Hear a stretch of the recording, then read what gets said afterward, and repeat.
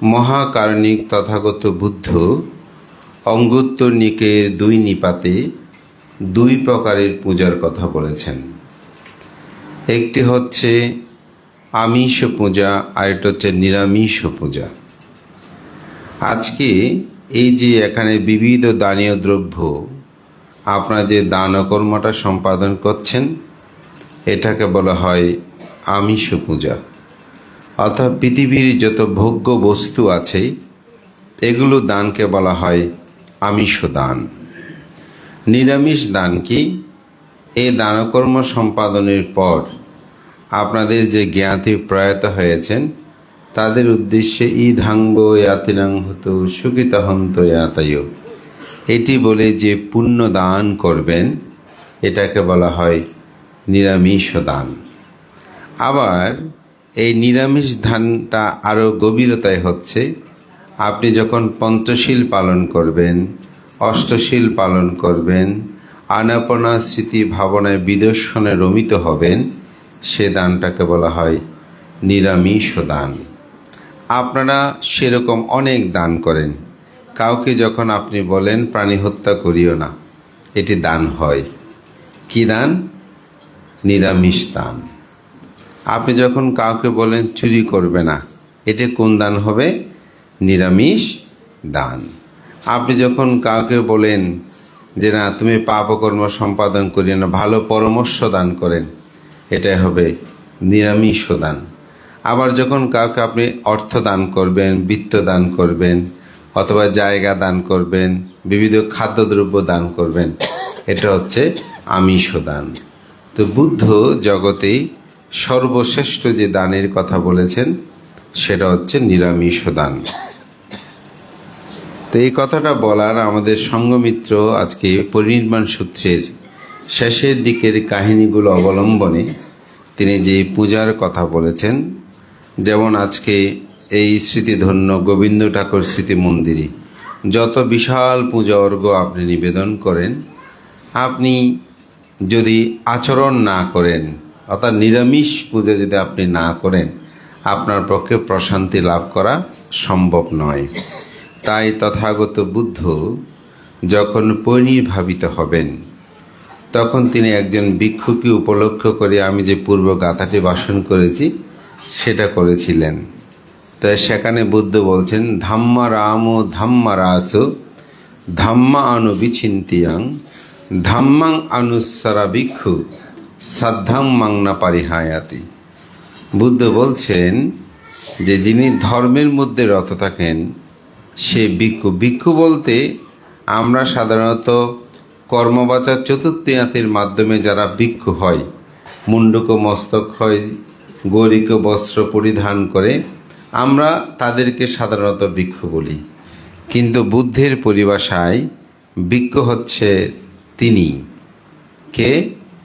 যিনি বুদ্ধির সাধনায় নিরত, অর্থাৎ দুঃখ থেকে মুক্ত হওয়ার জন্য যার চেতনা, যিনি সৎ পথে চলেন, কুশল কর্ম সম্পাদন করেন, বিহার করেন। আমরা বিহার বলি না, বিহার মানে বিচরণ। বিচরণ মানে হাঁটা না।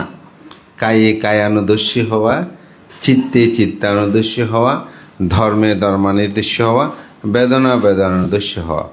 বিহার মানে কিন্তু সে অর্থেই বিচরণ।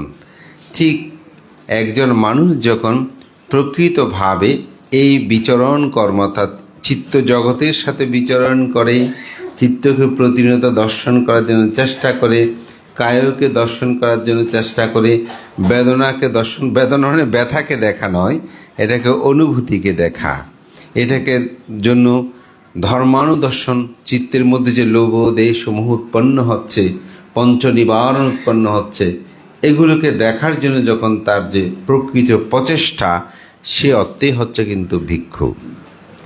এই জন্য সঙ্গে আপনারা দেখবেন বন্দনার সময় আমরা দুবিধ উত্তমান বলি, অর্থাৎ দুইভাবে বিভক্ত।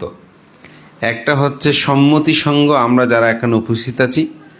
আরেকটা হচ্ছে একজন দায়কও যখন তিনি শ্রোতাপত্তি হয়, স্থগিতগামী হয়, অনাগামী হয়, অরহত হয়, তখন তিনি কিন্তু সঙ্গের অন্তর্ভুক্ত। অথচ গৃহী শ্রোতাপত্তি হলে তিনি সঙ্গের অন্তর্ভুক্ত। এটা কোন সঙ্গ? লোকোত্তর সঙ্গ। তবে গৃহী জীবনে থেকে যদি কেউ অরহত হয়, তাহলে তিনি 24 ঘন্টার মধ্যে তাকে এই গেরুয়া বস্ত্র অরহত ধ্বজ চিবর তাকে পরিধান করতে হবে। তো পরিধান গায়ে পড়লে হবে না, সম্মতি সঙ্গের মাধ্যমে তাকে উপসম্পদা বা প্রব্রজ গ্রহণ করতে হবে।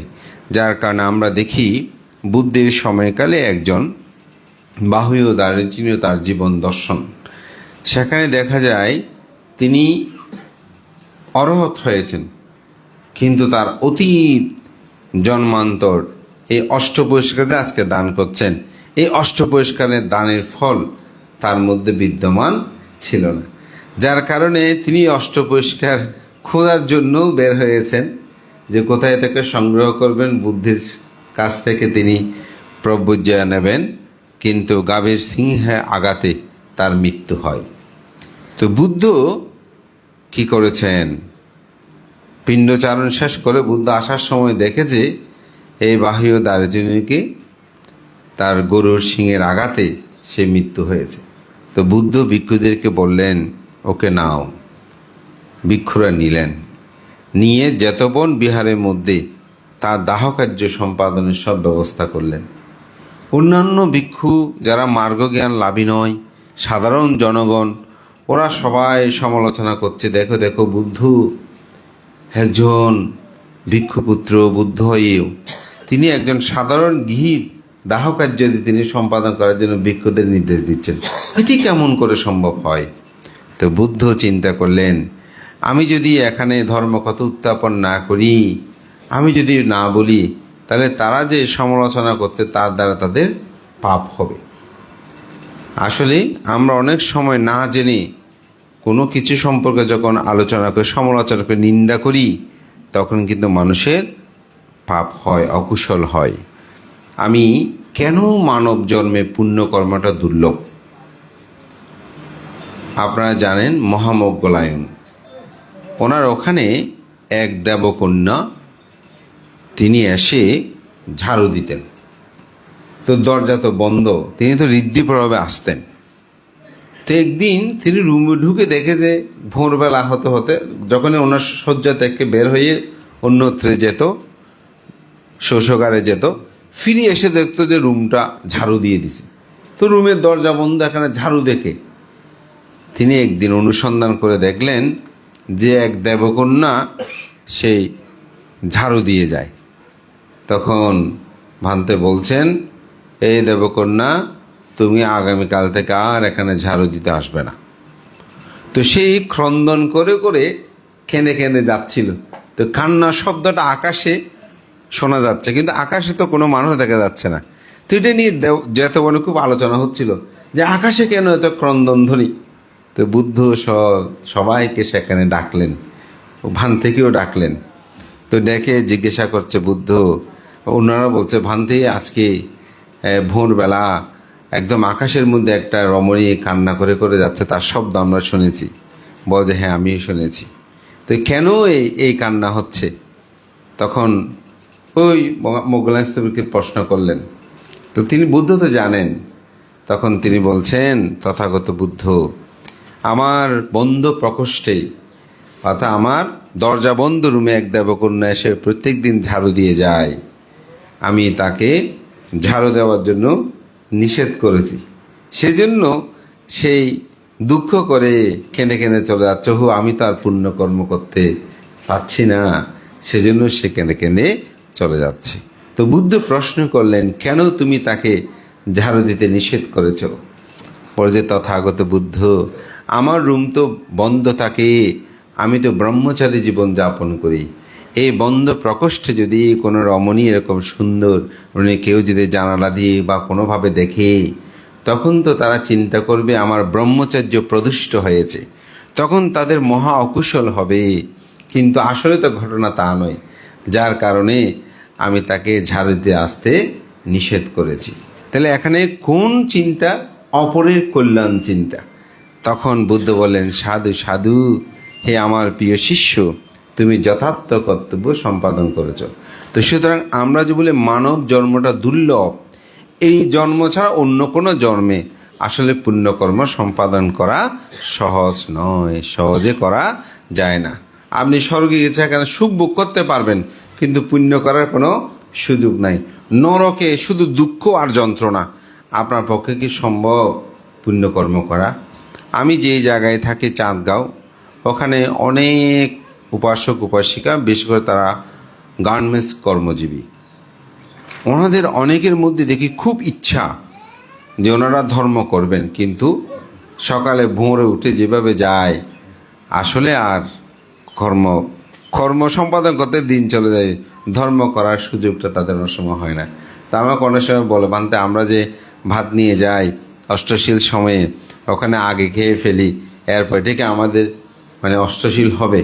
তো অষ্টশীলের পুঙ্খানুপুঙ্খানু ব্যাখ্যা যদি যায়, এক্ষেত্রে কিন্তু অনেক কিছু বিষয় আছে। তবু আমি তাদেরকে বলি, আপনাদের চেতনা রেখে করছেন, এটাতে অনেক, তবে সব পরিপূর্ণ হবে সেটা আমি বলবো না, তবে আপনারা যে রক্ষা করার জন্য চলছেন এটা। সুতরাং কোনো মানুষ যখন দুঃখের মধ্যে থাকে, আপনি দেখবেন ওনাকে সূত্রপাঠের কথা, দানের কথা বললে শুনবে। ঠিক নরকে যখন মানুষ খুব বেশি দুঃখ পায়, তখনও কিন্তু মানুষ এই পুণ্যকর্ম করার সুযোগটা পায় না। এই মানব জন্মটা সেজন্য দুর্লভ, এখানে পুণ্য করার সুযোগটা আমাদের মধ্যে আছে, সেই কারণে এই পুণ্যকর্ম করাটা উচিত। ঠিক পরমাত্মিকগতভাবে বুদ্ধ যে বলছেন যে পুণ্যকর্ম সম্বাদ, এটা লৌকিক লোকোত্তর দুটি ভেগেই কিন্তু বিভক্ত। তো বুদ্ধ যাতে অন্যদের পাপ না হয়, কেন একজন গৃহী দাহকার্য ভিক্ষুরা করছে এটা প্রশ্ন করবে বলে, তখন বুদ্ধ সেখানে বললেন, হে ভিক্ষুগণ, তোমরা এই বায়ুকে সাধারণ মনে করিও না, সে মার্গ জ্ঞানলাভী আমার পুত্র। বুদ্ধ আমার পুত্র কিন্তু সবাইকে বলে না। বুদ্ধ আমার পুত্র বলবে কাকে? যিনি শ্রোতাপত্তি, স্থগিতাগামী, অনাগামী, অরহৎ হবেন। এই জন্য বুদ্ধপুত্র এই শব্দটা তখনই হয়। অনেক সময় আমাদেরকে অনেকে বললে, কিন্তু মার্গ জ্ঞান ছাড়া আসলে বুদ্ধপুত্র হয় না। বুদ্ধপুত্র হতে হলে তাকে অবশ্যই শ্রোতাপত্তি, স্থগিতাগামী, অনাগামী, অরহৎ হতে হবে। তখন বুদ্ধ সেখানে বলছেন সে আমার পুত্র, অর্থাৎ বুদ্ধপুত্র। এই বুদ্ধপুত্র বলতে আসলে গৌতম বুদ্ধের পুত্র তাও কিন্তু নয়।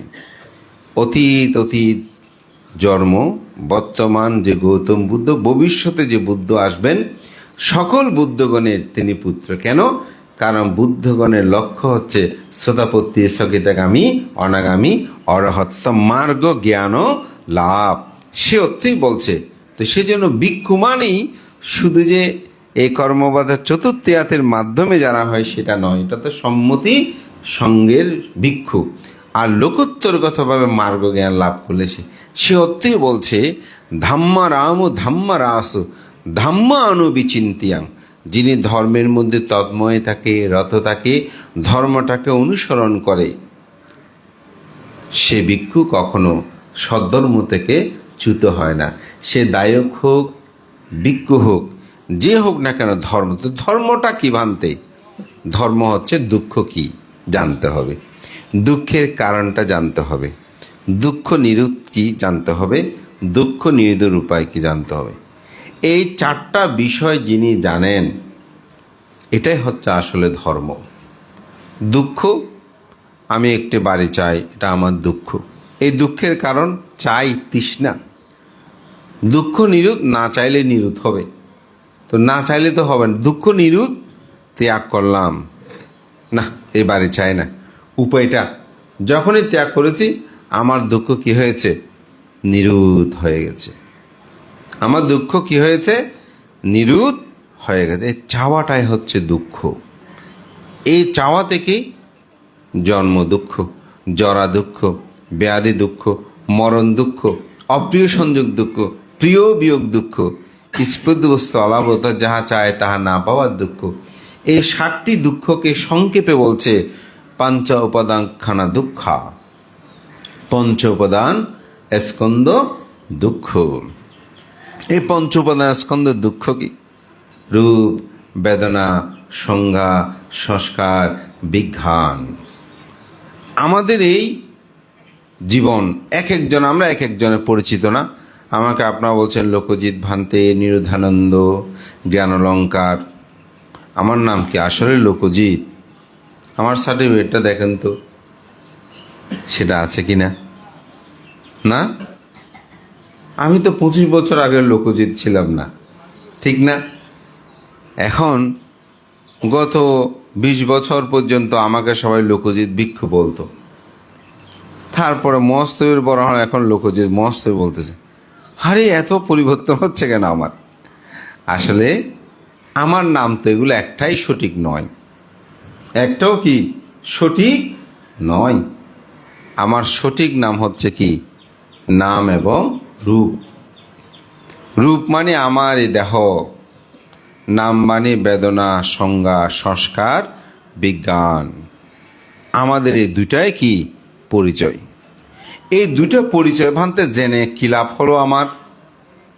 এগুলো তো আমরা প্রত্যেক দিন শুনতেছি, আমার নয় বলতেছি, কিন্তু লাভটা কি হলো, বেনিফিটটা কি? তো বেনিফিটটা আমাদেরকে এখন খুঁজতে হবে। কারণ আমি যে কথাগুলো বলেছি এগুলো আপনারা সবাই প্রায় সময় শুনছেন, নামরূপ রামরূপ, এটা বানতে দেশনা হয় এখানে সবসময় বলে। এখানে একটা কি আছে, এটা মনের মধ্যে ধারণ করতে পারলে উপকার আছে। বানতে কি উপকার আছে? রূপ, এটা সুন্দর হয়, অসুন্দর হয়, এটা মলিন হয়, এটা একসময় সুন্দর লাগে, একসময় অসুন্দর লাগে, এরকম হয় না?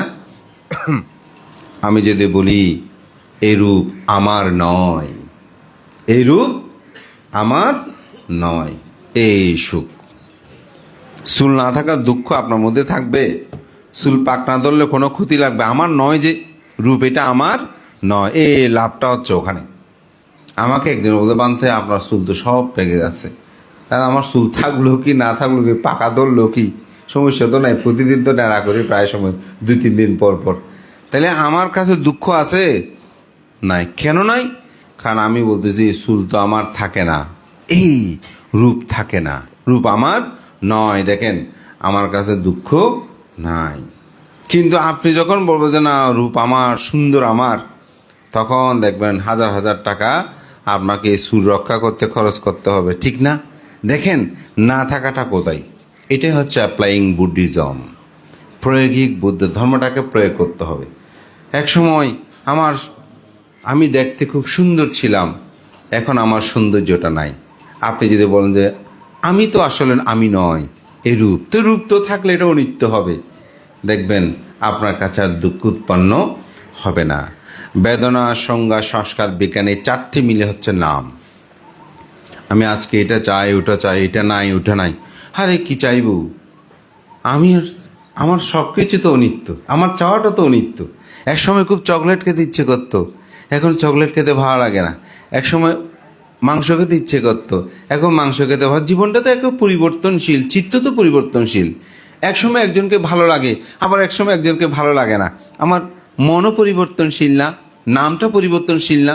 সুতরাং যাকে ভালো লাগছে না তার জন্য এত মন খারাপ করার কি আছে? যাকে ভালো লাগছে বলে আমি মনে করতেছি, কিছুক্ষণ পর তাকে ভালো নাও লাগতে পারে। তাহলে আমার মনও কি পরিবর্তন। সুতরাং আমি আমার নয় বলে তো আমার মনও এরকম পরিবর্তন হয়।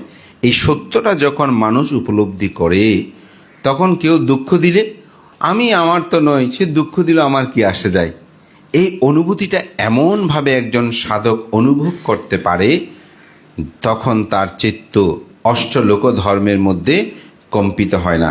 লাভ অলাভ, যশ অযশ, নিন্দা প্রশংসা, সুখ দুঃখে তার চিত্ত কি হয় না, বিচলিত হয় না। তখনই তিনি সে অমিত সুখ, নির্বাণ সুখ উপলব্ধি করতে পারেন। এটাই হচ্ছে বুদ্ধের আদর্শ, এটাই বুদ্ধের শিক্ষা। তাই আজকে আমি মনে করি প্রান্ত বড়ুয়া তার পরিবার, তারা যে তাদের পরপারগত জ্ঞাতিগণকে স্মরণ করে আয়োজন করেছেন, তারা এখানে আমিষ দানও করছেন, নিরামিষ দানও করবেন। আমিষ দান এই ভোগ্য বস্তুসমূহ, আর নিরামিষ দান আমরা যে ধর্ম কথা বলেছি, আপনারা যে সেগুলো শোনেন, কিঞ্চিত যদি কেউ এটাকে উপলব্ধি করে অনিত্য ভাবনায় নিজেকে নিমগ্ন করতে পারেন, যতক্ষণ শুনেছেন ততক্ষণ অন্ততপক্ষে আপনারা যদি পঞ্চ নিবারণ শূন্য থাকেন, ততক্ষণ কিন্তু আপনাদের কি হয়েছে, পুণ্য হয়েছে, এবং জ্ঞাতিগণকে পুণ্যদান করবেন। তো দাতাসহ পরিবারের সকলের প্রতি সঙ্গের পক্ষ থেকেই আমি আশীর্বাদ পুণ্যদান করছি। আপনারা এই সুন্দর আয়োজনের মাধ্যমে জ্ঞাতি পূজা এবং সাথে সাথে নিজেদেরকে আত্ম উপলব্ধির মাধ্যমে রূপ ও নিত্য, নাম ও নিত্য এই চিন্তা চেতনায় ধর্মকে প্রতিনিয়ত অন্তরে ধারণ করে অন্তপক্ষে পঞ্চশীলটা রক্ষা করে চলবেন, এই আহ্বান জানিয়ে এবং সকাল সন্ধ্যা দুবেলা বন্দনা, ছেলে মেয়েদেরকে সাথে করে নিয়ে একটু বন্দনা করাবেন, তারা যেন বিপদগামী না হয়। তাদেরকে ডাক্তার, ইঞ্জিনিয়ার এগুলো সব করান, সাথে সাথে তাদেরকে বিনয়ী যে সুশিক্ষিত, তাদেরকে বিনয়ী করবেন, নম্রতা ভদ্রতার শিক্ষা দেবেন। দেখবেন পরিবারের মধ্যে শান্তি বিরাজমান থাকবে। বিশ্ব অমুক শান্তি এগুলো নিয়ে আমরা হয়তো চিন্তা করে শেষ করতে পারবো না, কিন্তু নিজের পরিবারটার যদি সবাই শীলবান হয়, জ্ঞানবান হয়, অন্তপক্ষে ঘরের মধ্যে ঢুকলেই আপনি শান্তিটা খুঁজে পাবেন। আমি এই আহ্বান জানি আপনাদের সকলের উত্তর শ্রীবৃদ্ধি কামনা করে আমার নাতি দীর্ঘ ধর্মকথা এখানে শেষ করছি। জগতের সকল প্রাণী সুখী হোক। আমরা শিলে প্রতিষ্ঠিত হব। আপনারা সকলে পঞ্চশীল গ্রহণ করার মানসিক প্রস্তুতি গ্রহণ করুন। পঞ্চশীল প্রার্থনা করবেন বিশিষ্ট জ্ঞাতি ব্যবসায়ী বাবু শৈলেন্দ্র বড়ুয়া। প্রত্যেকে 3 বার বদ্ধ প্রণতি বলুন। নমো তাচ্ছা ভগবতো অরহতো সাম্মা সম্বুদ্ধাচ্ছা। নমো তাচ্ছা ভগবতো অরহতো সাম্মা সম্বুদ্ধাচ্ছা। নমো তাচ্ছা ভগবতো অরহতো সাম্মা সম্বুদ্ধাচ্ছা। বুদ্ধাং বন্দামি ধম্মাং বন্দামি সংঘাং বন্দামি অহং বন্দামি সব্বুদ্ধা দূতে আম্পি। বুদ্ধাং বন্দামি ধম্মাং বন্দামি সংঘাং বন্দামি অহং বন্দামি সব্বুদ্ধা তাতে আম্পি। বুদ্ধাং বন্দামি ধম্মাং বন্দামি সংঘাং বন্দামি অহং বন্দামি সব্বুদ্ধা। ওকাশা বন্দামি বান্তে সংঘাং দ্বারতৈনাং কতং সব্বাং অপরাধাং কমাতু মে বান্তে সঙ্গো। দূতে আম্পে বন্দামি বান্তে সংঘাং দ্বারতৈনাং কতং সব্বাং অপরাধাং কমাতু মে বান্তে সঙ্গো। তাতে আম্পে বন্দামি বান্তে সংঘাং দ্বারতৈনাং কতং সব্বাং অপরাধাং কমাতু মে ভান্তে সঙ্গো। ওকাশা ময়ং বান্তে তিশরণেন সাহা পঞ্চশীলাং ধাম্মাং ইয়াচামা অনুঘাঙ্গাত্বা শিলাম দেতা নো ভান্তে। দূতে আম্পি ময়ং বান্তে তিশরণেন সাহা পঞ্চশীলাং ধাম্মাং ইয়াচামা অনুঘাঙ্গাত্বা শিলাম দেতা নো ভান্তে। তাতে আম্পি ময়ং বান্তে তিশরণেন সাহা পঞ্চশীলাং ধাম্মাং ইয়াচামা অনুঘাঙ্গাত্বা শিলাম দেতা নো ভান্তে। আপনারা উনি দাদু পঞ্চশীল প্রার্থনা একটু খেয়াল রাখবেন, ওনার উচ্চারণটা কিভাবে করলো। আমি সকলকে অনুরোধ করছি, উনি অত্যন্ত সুন্দরভাবে শুদ্ধ উচ্চারণভাবে পঞ্চশীল প্রার্থনা করেছেন। মাননীয় ভিক্ষু সংঘ এখন সংঘের পক্ষ থেকে শিরা প্রদান করবেন। আমার অত্যন্ত প্রিয় ভাজন বন্ধুমার জ্ঞান অলঙ্কার স্থপতির মহোদয় এখন পঞ্চশীল প্রদান করবেন।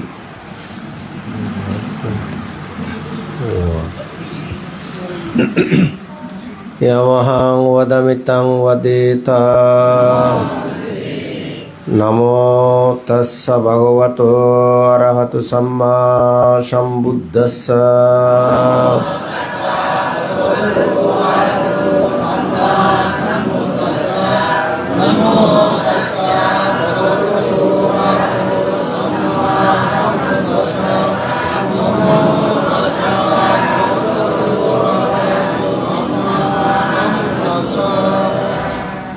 बुद्धं शरणं गच्छामि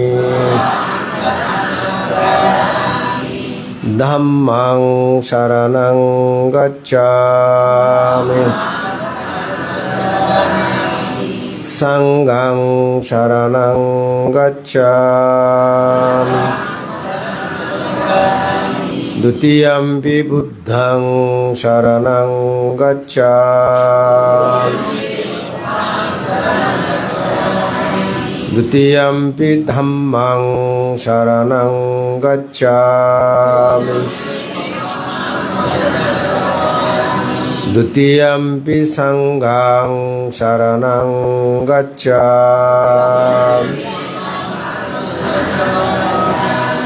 तृतीयंपि बुद्धं शरणं गच्छामि तृतीयंपि धम्मं शरणं गच्छामि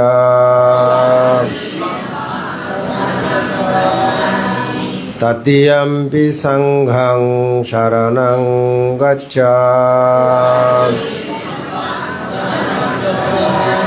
तिसरणागहनं सम्पूर्णं पानादिपाता वैरामणि सिक्खापदं समादियामि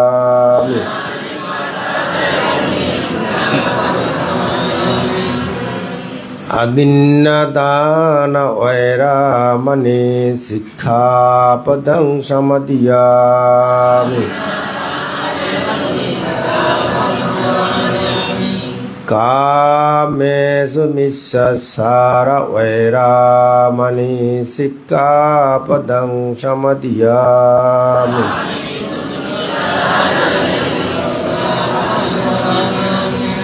मुसावादा वैरामणि सिक्खापदं समादियामि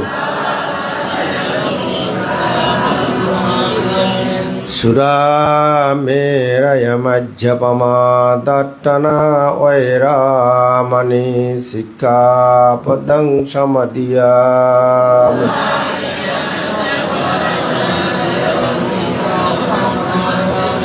साधु साधु साधुमं तिसरनेन सद्दिं पंचशीलं धम्मं साधुकं सुरक्षितं कृत्वा अपमादेन शीलं सम्पद्येत।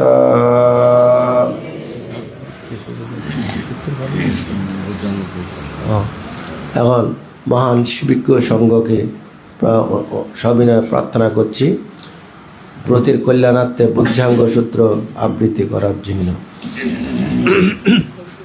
নমো তাস্সা ভগবতো অরহতো सम्मा सम्बुद्धस्सा नमो तस्सा भगवतो अरहतो सम्मा सम्बुद्धस्सा नमो तस्सा भगवतो अरहतो सम्मा सम्बुद्धस्सा संसारे संसारान्तानां साम्बा दुःखा विनाशने सत्ता धम्मे सबुज्जंगे मारसेनापमादिनो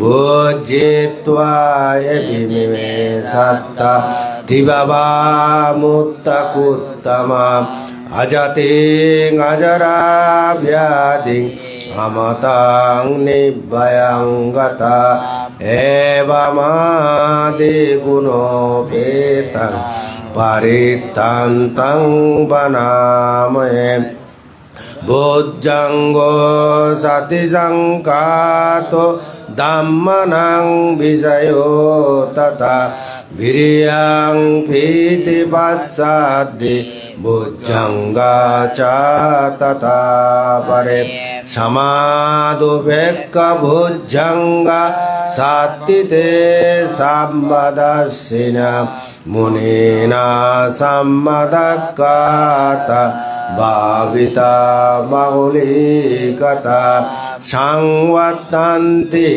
অভিয়ায় নিব্বনায় সবুধিয়া এতেন শস্যবজ্যেন সত্যিতে অতু সম্বদম একস্মিং সময়ে নাতো মোগলানাঞ্চ কাশ্যপ গিলনে দুঃখিতে দিস্ব জঙ্গে সত্তদেশয়ে ভুবিতাং আনমং উগ্রমুঞ্চেন সুতাং কনে এতেন শস্যবজ্যেন সত্যিতে অতু সম্বদম একদা ধম্মরাজাপি গিলয়েন বিবিলিত সুন্দতেরেণ তায়েব বনবেত্বান সাদরং সম্মোদিত্বা জয়াবাদ তন্না ভুট্টাসিটানসো এতেন শস্যবজ্যেন সত্যিতে অতু সম্বদম পাহিনাতে জয়াবাদ তিন্নন্নাম বিমহেজিনা মগ্গহাত কিলেশাওয়া অচ্ছিতে নিদাম্মতাং এতেন শস্যবজ্যেন সত্যিতে অতু সম্বদম এতেন শস্যবজ্যেন সর্বদুঃখ রোগভয় অন্তরায় উপদ্রবা বিনাশতু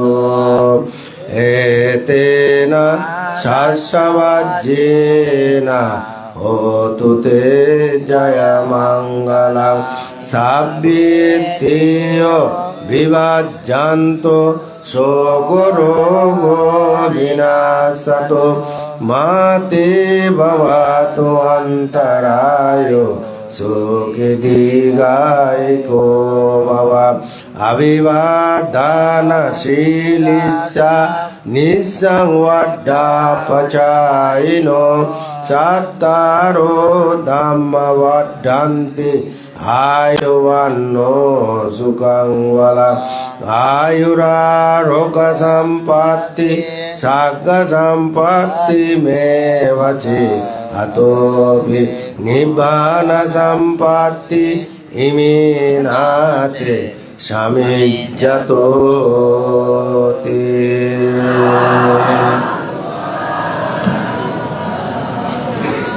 এখন সংক্ষিপ্তভাবে ধর্মদেশনা করবেন আমার অত্যন্ত প্রিয় ভাজন সুদেশক বদন্ত সঙ্গমিত্র মহস্তবীর মহোদয়।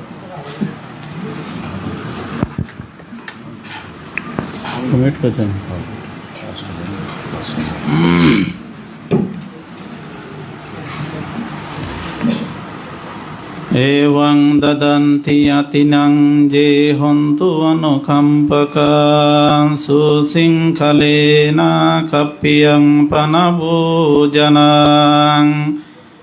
इदं गो यतिनां होतो सुखिता हन्तु यातयोति।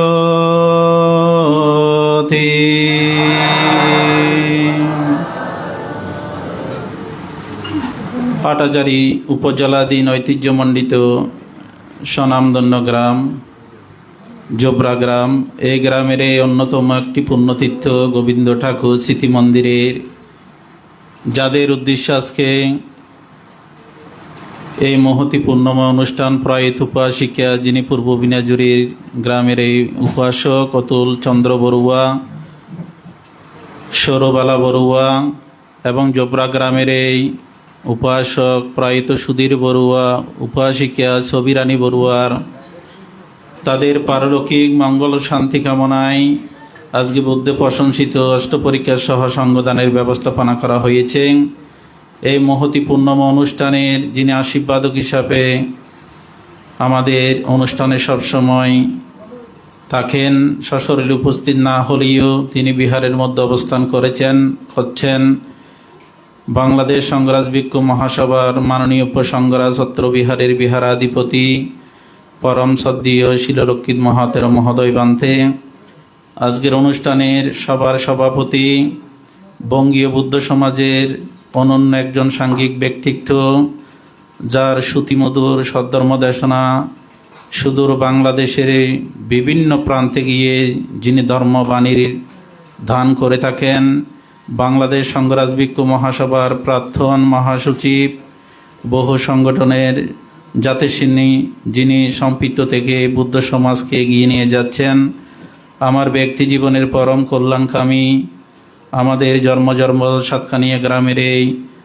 শিলগাটা গ্রামের এই জন্ম গ্রহণ করে আলোকিত করেছেন পরম শ্রদ্ধেয় শ্লোকজিৎ মহাতের মহোদয় বান্তে এবং জ্ঞানলোক স্থবির মহোদয়, নিরোধানন্দ স্থবির মহোদয় সহ গুণোত্তম ভিক্ষু সংঘ, সে ভিক্ষু সংঘকে কৃতজ্ঞ চিত্তে বন্দনা জ্ঞাপন করছি।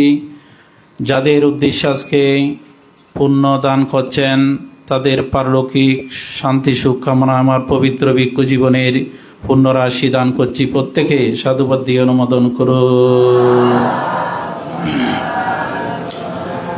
তো আসলে যেখানে লোকজিৎ বান্তে উপস্থিত হয় সেখানে ধর্ম দেশনা করতে আমাদেরও ভয় লাগে, কেননা একজন পণ্ডিত ব্যক্তির সামনে আমরা ধর্ম দেশনা শ্রবণ করি এবং শ্রদ্ধেয় বান্তের অনেক উদাহরণ সুলভ সদ্ধর্ম দেশনা করে থাকেন।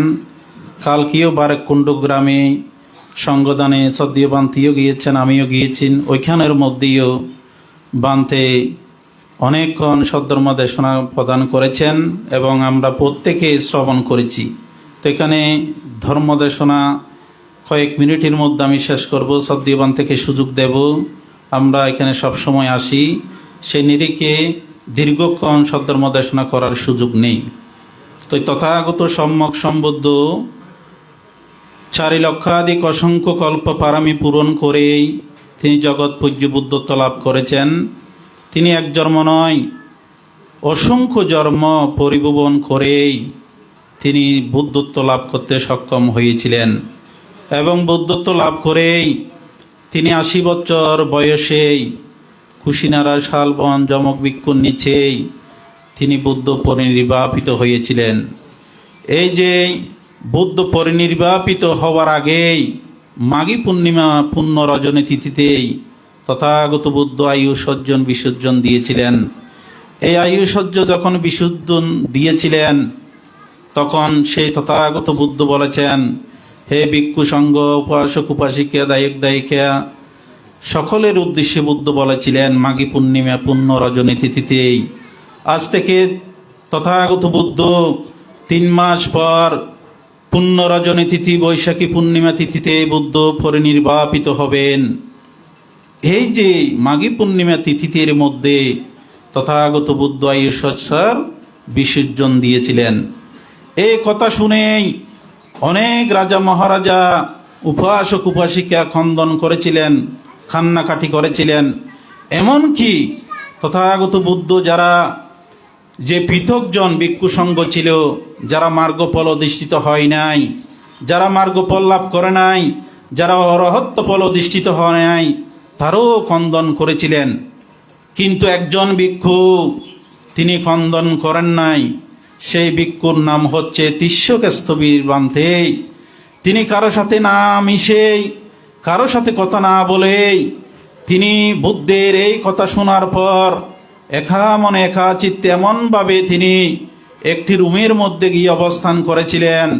কিন্তু অন্যান্য ভিক্ষুরা তারা সমালোচনা করতে লাগলেন, তথাগত বুদ্ধ আজ থেকে 3 মাস পরে পরিনির্বাণ প্রাপ্ত হবে, তিনি আমাদের কাছে আর জীবিত থাকবে না, তিনি নির্বাপিত হবেন, তিনি মৃত্যুবরণ করবেন, তিনি নির্বাণ লাভ করবেন। এই কথা শোনার পরেও সেই ভিক্ষু তার কাছে সেই কারো সাথে না মিশে, খন্দন না করে, বুদ্ধকে শ্রদ্ধা নিবেদন না করে তিনি একটি রুমের মধ্যে অবস্থান করছেন। এভাবে ভিক্ষু সংঘরা যখন ওই ভিক্ষুর সমালোচনা করতে লাগলেন, 1 কান 2 কান 3 কান হয়ে এই কথাটা বুদ্ধের কানে গেলেন, তখন বুদ্ধ ওই ভিক্ষুকে ডেকে প্রশ্ন করলেন, হে ভিক্ষু, তিস্যকেস্তবীর ভিক্ষু, অন্যান্য ভিক্ষু সংঘরা যারা বলতে লাগলেন এটা কি সত্য? তখন সেই তিস্যকেস্তবীর বান্তেই করজোরে প্রার্থনা করে জগৎপূজ্য মহাকারণিক তথাগত বুদ্ধকে বলতে লাগলেন, জগৎপূজ্য মহাকারণিক তথাগত বুদ্ধ, আপনি 3 মাস পরে পরিনির্বাপিত হবেন। এই 3 মাসের মধ্যেই এখনো পর্যন্ত আমি মার্গফল লাভ করতে পারি নাই, আমি অরহত্য ফল প্রতিষ্ঠিত হতে পারি নাই। আমি এইভাবে 3 মাসের মধ্যে যাতে আমি তথাগত বুদ্ধ জীবিত থাকতে আমাকে এমনভাবে ধ্যান অনুশীলন করতে হবে, আমাকে ধ্যান অনুশীলন করে বুদ্ধ জীবিত থাকতে যাতে আমি সে মার্গফল অধিষ্ঠিত হতে পারি, দৃঢ় চেতনা নিয়েই আমি ধ্যান অনুশীলন করতে লাগলাম।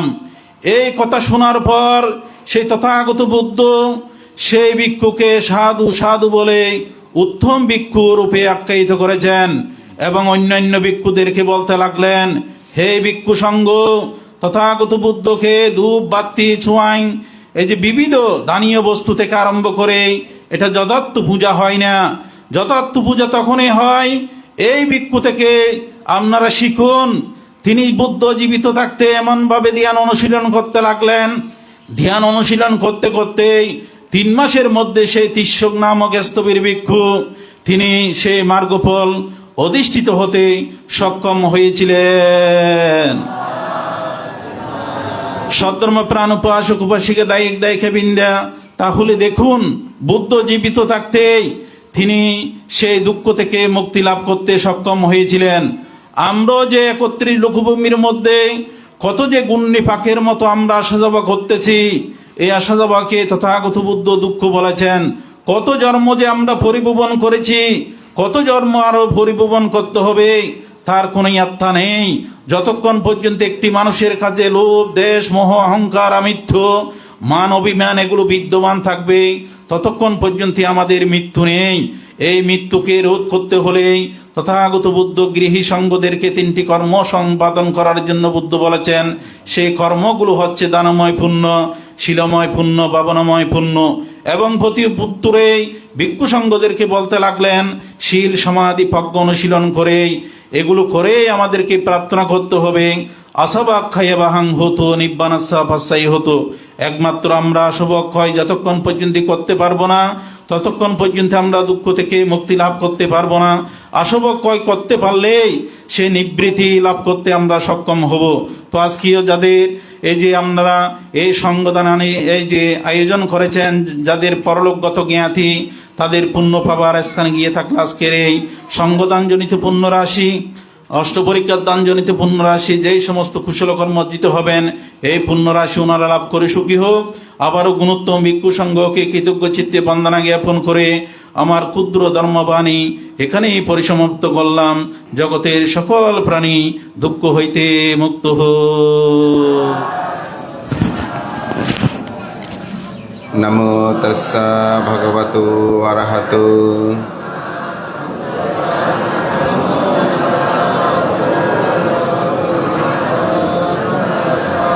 নমো তস্সা ভগবতো অরহতো ময়ং ভন্তি সংসারকন্তরো দুঃখাতো মোচনোত্থয়া নিব্বাণং সচ্চীকরণোত্থায় ইমং ভিক্ষাং সপরিক্ষারং সাহা অট্টপরিক্ষারং ভিক্ষু সংঘস্য দানং দেমা পূজেমা দ্বিতীয়ম্পি ইমং ভিক্ষাং সপরিক্ষারং সাহা अट्टपरिखारं भिक्खु संघस्य दानं देमा पुजेमा ततियम्पि इमं भिक्षं सपरिखारं सहाम् अट्टपरिखारं भिक्खु संघस्य दानं देमा पुजेमा पुजेमा पुजेमा। জ্ঞাতিগণের উদ্দেশ্যে পুণ্যদান করুন।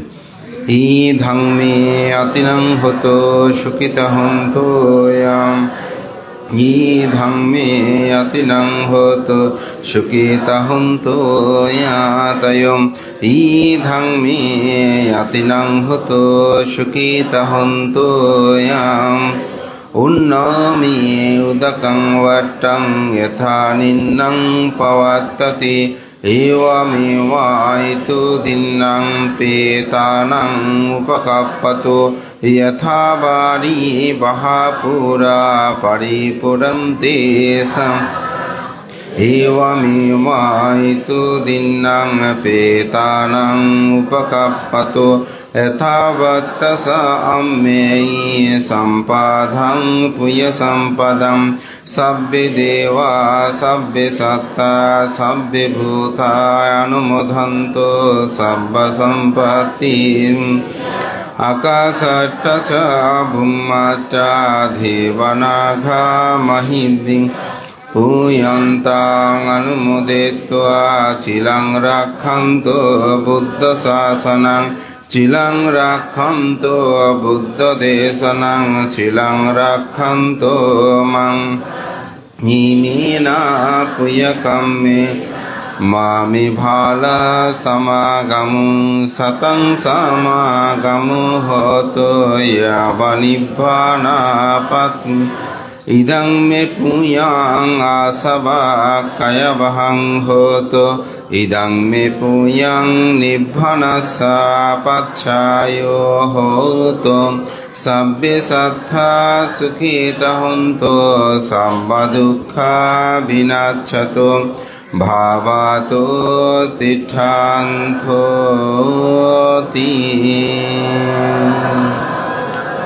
আজকের এই পূর্ণাঙ্গ অনুষ্ঠান এখানেই সমাপ্ত ঘোষণা করছি।